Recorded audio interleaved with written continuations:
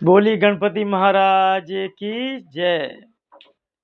सभी सनातनी धर्म प्रेमी बंधुओं, आप सभी को आचार्य पंडित राजू भाई जोशी का शुभ आशीर्वाद।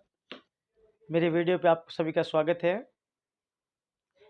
आपको मैं अभी गणपति का गणेश चतुर्थी प्रारंभ हो रही है, तो उसके उपलक्ष्य में कुछ जानकारी मैं आपको देना चाहता हूं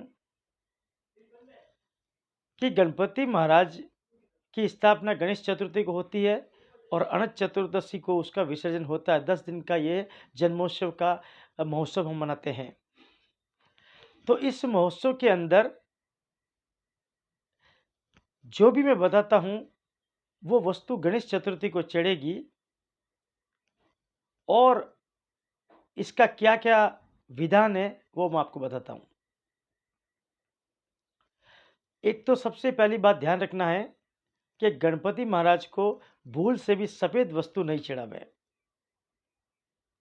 अब उनको प्रिय कौन कौन सी वस्तु है वो बताता हूं मैं आपको।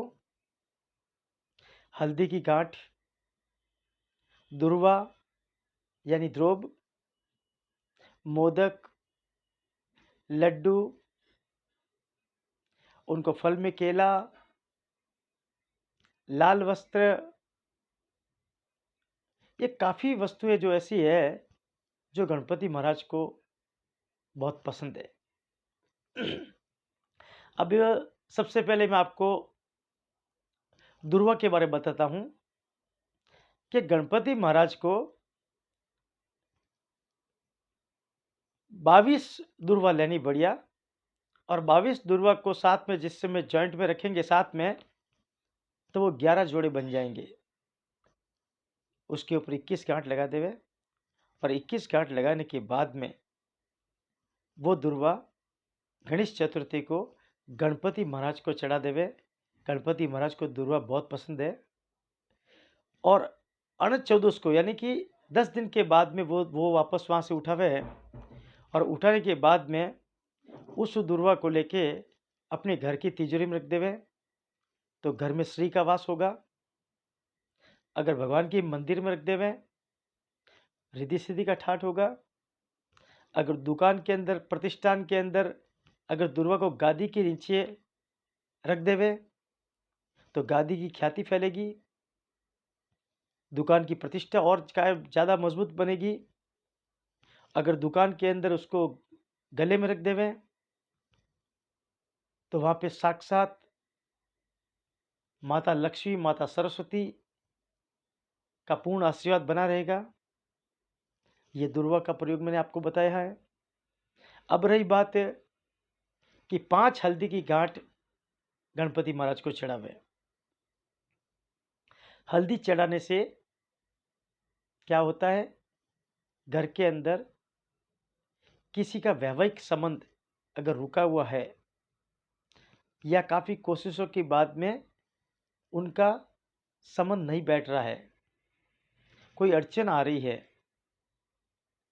तो गणपति महाराज को गणेश चतुर्थी को 5 हल्दी की गांठ चढ़ावे, और 5 हल्दी की गांठ चढ़ाने के बाद में जिस समय गणपति का विसर्जन करे उस समय वो हल्दी की गांठ को लेवे, एक पीले कपड़े में बांध देवे, 1 रुपये का सिक्का उसके अंदर रख देवे, और उस हल्दी की गांठ को अपने घर के अंदर, तिजोरी के अंदर, अपनी अलमारी के अंदर वहाँ पे रख देवे, तो बहुत ही जल्दी वैवाहिक संबंध बैठ जाएगा। अब रही बात, गणपति महाराज को प्रिय है लड्डू, तो बूंदी का लड्डू चढ़ाने से, बूंदी का लड्डू एक प्रेरणा देता है कि बूंदी बिखरी रहती है तो वो उसका नाम बदल जाता है, और जिस समय वो बंद के एक बन जाती तो उसका नाम लड्डू बन जाता है। ठीक उसी प्रकार बूंदी का लड्डू पारिवारिक एकता कायम करने का एक उदाहरण पेश करता है। परिवार के अंदर बिखराव है, पिता पुत्र के अंदर, पति पत्नी के अंदर, भाई भाई के अंदर अगर बिखराव है, पारिवारिक एकता के सामंजस्य के अंदर कुछ दरार है, एक दूसरे के मेल मिलाप नहीं हो रहा है, विचारों के अंदर आदान प्रदान नहीं हो रहा है, विचारों में थोड़ा प्रेम भावना की कमी महसूस हो रही है, तो हमेशा 10 दिन तक कंटिन्यू गणपति महाराज को बूंदी का लड्डू चढ़ावे और वो बूंदी के लड्डू का प्रसाद सिर्फ अपने परिवार के अंदर बांट देवे। ऐसा 10 दिन आप करें, आप देखना घर के अंदर पारिवारिक एकता का विघटन नहीं होगा, प्रेम की भावना बनी रहेगी।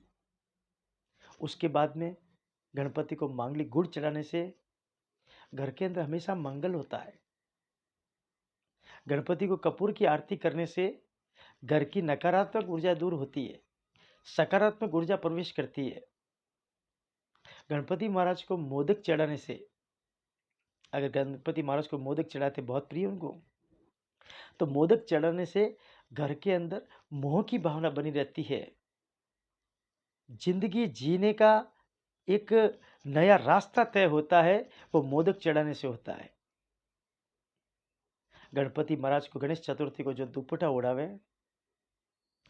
विसर्जन के समय वो दुपट्टा गणपति महाराज के सिर चरण में वापस रख के एक बिना पानी वाला नारियल, यानी सूखा नारियल चोटी वाला, वो ले लेवे और वो गणपति महाराज के नाम का वहीं पे बैठ के स्वास्तिक बनावे उस नारियल के ऊपर, और उस दुपट्टे को उस नारियल के ऊपर बांध के लपेट के या तो पूजा कक्ष में रख देवे या अपने घर की तिजोरी में रख देवे।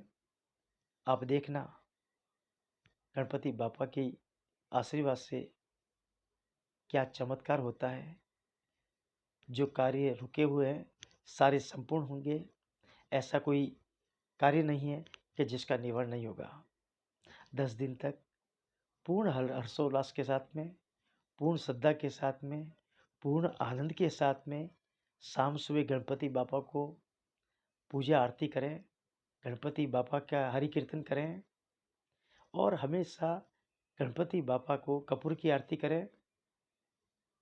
गणपति महाराज की कृपा से रिद्धि सिद्धि का ठाठ होगा, अंधन का भंडार होगा, लक्ष्मी का भंडार होगा, आनंद का मंगलाचार होगा, सुख शांति का वास होगा, ग्रह शांति का वास होगा। गणपति महाराज का नाम विघ्नहर्ता है। आपके घर में कोई विघ्न होगा, सारे गणपति महाराज हरेंगे। घर की आदि व्याधि, ग्रह दोष, पीड़ा, मालिनी, डाकिनी, साकिनी, मंत्र तंत्र, सारी बाधाएं गणपति महाराज की पूजा करने से दूर होती है। रास्ते की रुकावटें दूर होती है और घर में आनंद ही आनंद छा जाता है। तो इसलिए आनंद करो, मौज करो, श्रीरस्तु, कल्याण मस्तु, खूब खूब आनंद करो। और आगे कोई नया वीडियो लेकर आपके सामने प्रस्तुत रहूँगा मैं। तब तक जय श्री कृष्ण, जय श्री राधे।